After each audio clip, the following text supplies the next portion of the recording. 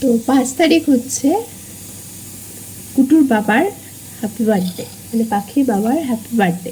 তো তার জন্য কেক তো বানাতেই হবে। তো চলো আমরা দুজন মিলে কেক বানাই। চলো চলো চলো কেকটা বানাই। আগেই তো তুই খেতে শুরু করে দিয়েছিস। হ্যাঁ, এখন ছোলা ভাজা খাচ্ছে আর সাথে কেক বানাবে, তাই তো? চলো। তো কেকটা বানানোর জন্য প্রথমে বাটি নিয়ে নিয়েছি, যেটার মধ্যে মিক্সিং করব। তো তারপরে ড্রাই ইনগ্রেডিয়েন্টস যেগুলো আছে সেগুলো নিয়ে নিচ্ছি।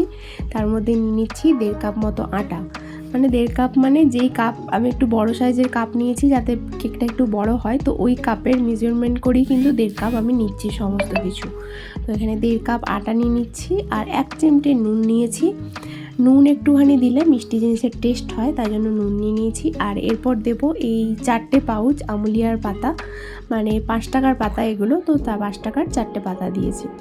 আর আটা দিয়ে কেকটা বানালে না, আমুল দিলে মানে গুঁড়ো দুধ যেটা আর কি, সেটা দিলে টেস্ট হয় কেকটা। আর আটা দিয়ে যে বানানো সেটা বোঝা যায় না, আর সফটও হয় খুব।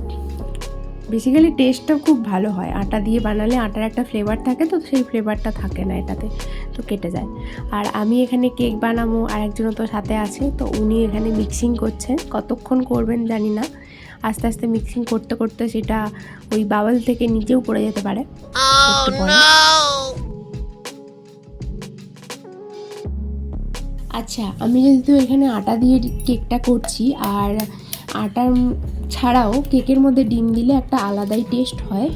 তো ডিম দিলে কেকটা একটু খাস্তা হয়, মানে একটু, আমার একটু ওই শক্ত টাইপের খাস্তা টাইপের কেক বেশি পছন্দ। তো সেই কারণে ডিম দিলাম। অন্যদিন যখন এমনি বাড়িতে খাওয়ার জন্য করি তখন কিন্তু ডিম ছাড়াই এখন করা হয়। ডিম ছাড়াই অনায়াসেই সুন্দর কেক হয়ে যায়, তাই জন্য ডিম ছাড়াই করি। আর এটা যেহেতু বার্থডে কেক, তো ভাবলাম একটু ভালো করে করি, তাই জন্য 2টো ডিম দিয়েছি। 2টো ডিম ইউজ করছি আমি এখানে। আর ডিমটা আমি ব্যাটারের মধ্যেই ওটা মিক্সচারটা দিয়ে ফেটিয়ে নিই। আজকে মিক্সিং জারে দিলাম, এটার একটাই কারণ হচ্ছে এর মধ্যে গুড় দেবো, মানে মিষ্টির জন্য কেকের মধ্যে গুড় দেবো। তো গুড়টাকে একটু ডালা ডালা আছে, সেটাকে মিক্স করার জন্য ভালো করে, তাই জন্য ডিমটা দিলাম। তো ডিমটা দিয়েই ফার্স্টে এখানে মিক্স করে নিলাম, তারপর এটার মধ্যে গুড়টা দিয়ে দিচ্ছি। গুড়টা দিয়েছি 1 কাপের থেকে একটু কম।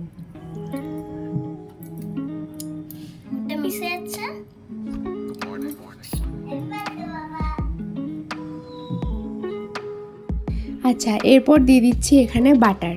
তো বাটার আমি এখানে 100 গ্রাম মতো বাটার ইউজ করছি, আর এর মধ্যে কোনো তেল দিচ্ছি না আজকে। অন্য সময় একটু বাটার অল্প তেল দুটো মিক্স করে ইউজ করি যখন অন্যান্য সময় বাড়িতে কেক খাওয়া হয় তখন। তো আজকে কিছুই দিলাম না, ওই বাটারটাই শুধু দিচ্ছি। তো এবারে পুরো পেস্ট যেটা হয়েছে সেটাকে কেকের মধ্যে মিক্স করে দিলাম। তারপরে কিন্তু লাস্টে বেকিং পাউডার অ্যাড করেছিলাম। তারপরে এবার যেই ট্রেতে বসানো সেখানে বসিয়ে ওই 1 ঘন্টা মতো টাইম লেগেছে কেকটা হতে। তো এরপর ফার্স্ট টাইম আমি ইউজ করব এখানে ওই কেকের যে ক্রিমটা হয়, আরে হ্যাঁ ঠিকই ধরেছেন, ওই হুইপ ক্রিম। তো আমি ফার্স্ট টাইম ইউজ করছি, জানি না, আর আমার কাছে হ্যান্ড বিটারও নেই। তো আমি মিক্সির মধ্যে ঢালছি, এবার ঢেলে দেখা যাক এটা কি হয়। আলটিমেটলি আমি কিছু করতে পারি কি করতে পারি না। তো অনেক আশা নিয়ে শুরু করেছি, জানি না কতদূর কী করব।